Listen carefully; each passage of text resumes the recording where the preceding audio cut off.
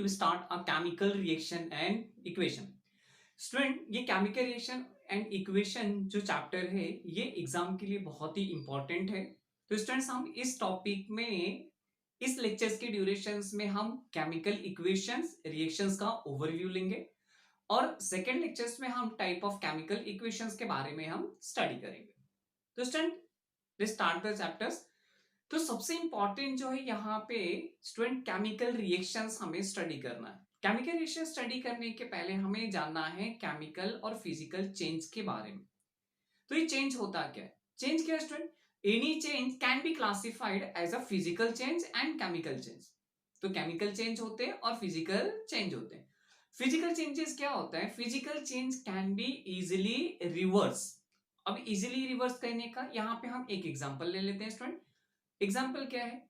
अगर अपने पास में आइस क्यूब है और उस आइस क्यूब को अगर हम हीट देते हैं तो ice cube turn into the water, यानी solid ice convert into the water. Okay, तो यहाँ पे हमारा फिजिकल जो स्टेट है वो चेंज हो गया. जो आइस सॉलिड फॉर्म में था अब लिक्विड फॉर्म में है. अगर फिर से इसी लिक्विड वाटर को, लिक्विड आइस को अगर मैं फ्रीजर में रखता हूं तो फिर से ये सॉलिड बन जाता है. यानी फिजिकल स्टेट को अगर हम फिर से रीगेन कर लेते हैं तो ऐसे चेंजेस को हम कहते हैं फिजिकल चेंज. तो यहां पे हमने देखा फिजिकल चेंज. फिजिकल चेंज क्या होता है? सिर्फ एक ही चीज ध्यान में रखिए student, physical changes can be easily reverse but it is not easy to reverse a chemical change. Chemical change को हम रिवर्स नहीं कह सकते. फॉर एग्जाम्पल, कोई ऐसे लॉट्स ऑफ एग्जाम्पल्स है अपने पास में. तो स्टूडेंट, यहां पे हम एग्जाम्पल देखते हैं. एग्जाम्पल में क्या है? Rusting of iron. Rusting of iron, settling of milk into the curd, digestions, respirations, ये सब में आप एक नोट कर सकते हो कि जो ओरिजिनल प्रोडक्ट है वो एक दूसरे केमिकल सब्सटेंस में फॉर्म हो जाता है, यानी वो केमिकली चेंज हो जाता है.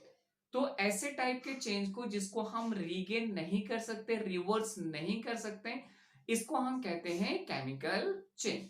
तो स्टूडेंट, हमको कह सकते हैं in chemical changes new substances are form and it is difficult to regenerate the original substance. यानी केमिकल चेंज में जो भी नया सब्सटेंस फॉर्म होता है उस नए सब्सटेंस से ओरिजिनल सब्सटेंस को हम लोग आसानी से रीगेन नहीं कर सकते. Chemical change are more permanent than the physical change. जो हमारा केमिकल चेंज होता है वो परमानेंट चेंजेस होता है देन द फिजिकल चेंज. अब ये जो केमिकल चेंज की हमने यहाँ पे स्टडी किया तो इससे रिलेटेड यहाँ पे हमें देखना है केमिकल रिएक्शंस के बारे में. तो केमिकल रिएक्शंस क्या होता है स्टूडेंट? केमिकल रिएक्शंस में होता है केमिकल चेंज. और केमिकल चेंज में जो दो हम सब्सटेंस ले रहे हैं ये सब्सटेंस चेंज होकर के एक प्रोडक्ट में बन जाते हैं. जैसे हमने एग्जांपल लिया. एग्जांपल क्या student? Milk changes into curd. Okay, digestions of food. Digestions of food यानी जो भी हम फूड लेते हैं, न्यूट्रिएंट जो भी हम लेते हैं. फॉर एग्जाम्पल, अगर आपने कार्बोहाइड्रेट लिया तो carbohydrate undergoes the digestion and it's convert into the glucose. तो यहां पे एक केमिकल चेंज हुआ. उसी तरह से रेस्पिरेशन हो गया. रेस्पिरेशन में हम ऑक्सीजन इनहेल करते हैं. ऑक्सीजन सेलुलर रेस्पिरेशन के थ्रू जाता है और हमारे बॉडी में एनर्जी का फॉर्मेशन करता है. तो यहां पर भी हो रहा है केमिकल चेंज. तो स्टूडेंट, सबसे इंपॉर्टेंट यहाँ पे जो हम लोग केमिकल चेंज देख रहे हैं इस केमिकल चेंज की वजह से यहाँ पे स्टेट होता है केमिकल रिएक्शन. तो केमिकल रिएक्शन का डेफिनेशन क्या कहता है? Chemical reactions involve in a chemical change. तो स्टूडेंट, हम कह सकते हैं जो हमारा केमिकल रिएक्शन है वो केमिकल रिएक्शंस इन्वॉल्व हो रहा है हमारे केमिकल चेंज की वजह से. Chemical reactions are the process. Chemical reaction एक टाइप का प्रोसेस है जिसमें एक नया सब्सटेंस फॉर्म होता है एक नए प्रॉपर्टी के साथ में. तो हम इसको डिफाइन कर सकते हैं. Chemical reaction is a process. Chemical reactions is a process in which new substance with new properties are form. तो एक नया सब्सटेंस एक नए प्रॉपर्टी के साथ में फॉर्म होता है. स्टूडेंट, हम यहाँ पे एक बात ध्यान में रखेंगे. During a chemical reactions atom of one element do not changes in those the another element. Only rearrangement of atom take place in chemical reactions, यानी केमिकल रिएक्शंस के ड्यूरेशंस में किसी भी एलिमेंट्स का जो एटम है उसमें कोई चेंजेस नहीं होता है, सिर्फ उसके मॉलिक्यूलर फॉर्मूले में चेंजेस होता है, सिर्फ उसके रीअरेंजमेंट में चेंजेस होता है, यानी एटम रिमेन्स द सेम, वो हमेशा उसी तरह से ये रहता है। तो स्टूडेंट्स यहाँ पे हमें कैसे पता चलेगा कि केमिकल रिएक्शंस कंप्लीट हुआ, यानी जब हम रिएक्शंस करते हैं, जब दो सब्सटेंस हम लेते हैं, दोनों सब्सटेंस के अंदर रिएक्शंस कराते हैं, तो हमें कैसे पता चलेगा कि केमिकल रिएक्शंस हुआ है। तो केमिकल रिएक्शंस होने के लिए यहाँ पे कुछ हम कैरेक्टरिस्टिक्स देखते हैं स्टूडेंट। कैरेक्टरिस्टिक्स क्या है? The characteristics of chemical reaction. In chemical reactions reactant are transfer into the product. Reactant क्या होता है? जो केमिकल रिएक्शंस में स्टूडेंट पार्ट लेता है उसको हम कहते हैं रिएक्टेंट। तो जब भी रिएक्टेंट एक ट्रांसफर होता है न्यू प्रोडक्ट में, तो इसमें एक इंपॉर्टेंट हमें कैरेक्टरिस्टिक्स देखने के लिए मिल रही है, और वो कैरेक्टरिस्टिक्स क्या है स्टूडेंट? केमिकल रिएक्शन जब होगा, यानी किसी भी दो रिएक्टेंट को जब हम कंबाइन करते हैं, तो ये कैसे पता चलेगा केमिकल रिएक्शंस हो रहा है?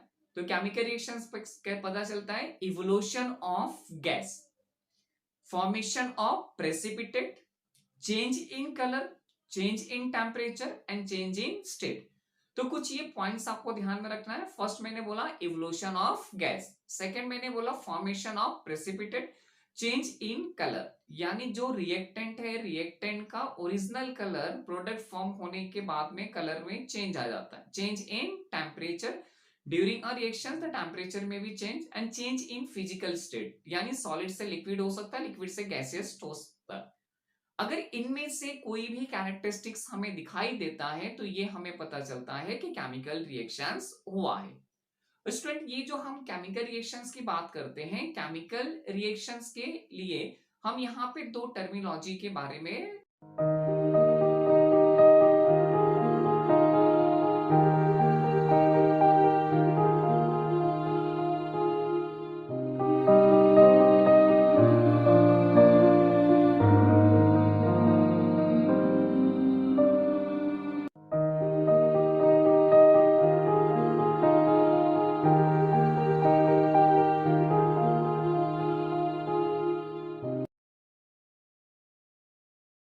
आपको ध्यान में रखना है, रिएक्टेंट एंड प्रोडक्ट। तो रिएक्टेंट क्या होता है student? The substance which take part in a chemical reactions are called as a reactant, यानी सब्सटेंसेस जो केमिकल रिएक्शंस में पार्ट ले रहा है और पार्ट लेने के बाद फाइनली वो नए सब्सटेंस में फॉर्म हो रहा है, उसको हम कहते हैं प्रोडक्ट। यानी केमिकल रिएक्शंस में जो पार्ट ले रहा है उसको हम कहेंगे रिएक्टेंट, और जो कन्वर्ट होने के बाद में जो बन रहा है उसको हम कहते हैं प्रोडक्ट। तो यहाँ पे डेफिनेशन क्या रहता है? New substances produce as a result of chemical reaction, new substances produced as a result of a chemical reactions are called a product। इसको हम एक रिएक्शन से, एक इक्वेशन से देखते हैं। सबसे बेस्ट एग्जांपल है स्टूडेंट्स के लिए फॉर्मेशन ऑफ वाटर। अब फॉर्मेशन ऑफ वाटर में हमें पता है कि hydrogen combined with the oxygen resulting formation to water molecule. हमने 9th स्टैंडर्ड में देखा था कि हाइड्रोजन और ऑक्सीजन का कॉम्बिनेशन कैसे होता है, एक डेफिनेट प्रोपोर्शन में होता है। ये डेफिनेट प्रोपोर्शन क्या है? 1:8 का प्रोपोर्शन रहता है जहां पे वाटर मॉलिक्यूल फॉर्म होता है।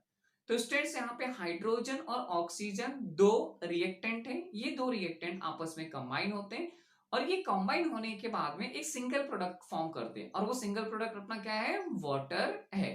तो यहाँ पे हमने ये देखा कि रिएक्टेंट कंबाइन होता है और प्रोडक्ट फॉर्म होता है। उसी तरह से हम और एग्जांपल ले लेते हैं, that is the burning of candle. जब हम किसी कैंडल को बर्न करते हैं तो बर्न करने पे होता क्या है? कैंडल का जो फिजिकल स्टेट होता है वो सॉलिड होता है। जैसे ही हम कैंडल को जलाते हैं ये वैक्स मेल्ट हो जाता है। जब वैक्स इसके मेल्ट हो गए यानी इसका स्टेट चेंज हो गया, ये लिक्विड स्टेट में हो गया। जब हम कैंडल को बर्न करते हैं तो इसमें से हीट इवॉल्व होता है, लाइट इवॉल्व होता है, और इसके साथ साथ में कार्बन डाइऑक्साइड गैस भी इवॉल्व होती है। तो स्टूडेंट हम ये कह सकते हैं कि यहाँ पे ये केमिकल रिएक्शंस हो रहा है। ओके, अब हम अगला टॉपिक डिस्कस करते हैं स्टूडेंट। तो हमने यहां तक देखा कि केमिकल रिएक्शंस किस तरह से होता है, ओके, केमिकल रिएक्शंस में रिएक्टेंट और प्रोडक्ट के हमने टर्मिनोलॉजी देखे हैं। अब हम स्टूडेंट्स बात करते हैं केमिकल इक्वेशन की। तो केमिकल इक्वेशन क्या है? केमिकल इक्वेशंस का बहुत सिंपल सा डेफिनेशन होता है, the method of representing a chemical reaction with the help of a symbols and formula. यानी हमें केमिकल रिएक्शंस को रिप्रेजेंट करने के लिए जो सिंबल्स का इस्तेमाल या मॉलिक्यूलर फॉर्मूला का हम इस्तेमाल करते हैं, उसको हम कहते हैं केमिकल इक्वेशन। तो इसका डेफिनेशन एक बार फिर से मैं बता देता हूं, क्या है? Method of representing a chemical reaction with the help of a symbol and formulas of the substances involved in the that is known as a chemical equation। तो केमिकल इक्वेशंस में हमने क्या किया? रिप्रेजेंटेशन किया। किसका रिप्रेजेंटेशन किया? Chemical reaction का। और ये केमिकल रिएक्शन हमने कैसे रिप्रेजेंट किया? By using symbols of substance और मॉलिक्यूलर फॉर्मूला। तो यहां पर भी हम एग्जांपल ले सकते हैं स्टूडेंट्स। एग्जांपल क्या होगा? When hydrogen combined with the oxygen, okay, जब हाइड्रोजन ऑक्सीजन के साथ रिएक्ट कर रहा है तो क्या फॉर्म हो रहा है? वाटर। अब यहाँ पे हमने हाइड्रोजन का मॉलिक्यूलर फॉर्मूला लिया। हाइड्रोजन का मॉलिक्यूलर फॉर्मूला H2 है, ऑक्सीजन का मॉलिक्यूलर फॉर्मूला O2 है। Hydrogen combined with oxygen gives H2O। तो स्टूडेंट्स हमने आज के टॉपिक में देखा केमिकल रिएक्शंस के बारे में, जहां पे हमने चेंजेस देखे, physical change and chemical change, reactants and product and the some of the characteristics of the chemical reaction. Students हम नेक्स्ट लेक्चर्स में हम बात करेंगे type of a chemical equations की।